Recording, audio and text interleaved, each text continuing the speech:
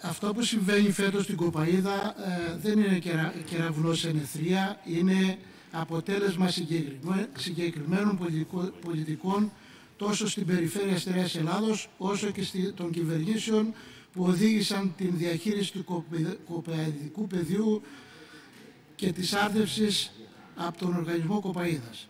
Στην περιφέρεια, στην υποχρηματοδότηση συνολικά των αναγκών της Κοπαΐδας, στη διασπάθηση των κονδυλίων μέσων εργολαβιών.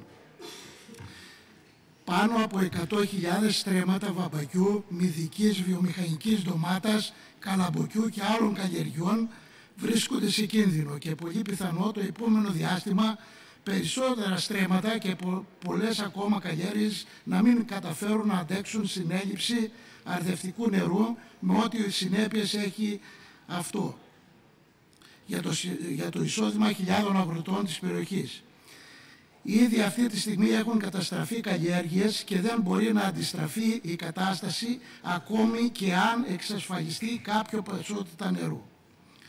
Οι αγρότες της Κοπαΐδας δεν φέρουν καμία ευθύνη για αυτή την κατάσταση, αφού έχουν επισημάνει τον κίνδυνο και πολύ έγκαιρα είχαν επισπράξει καθησυχαστικές υποσχέσεις από την πλευρά της περιφέρειας.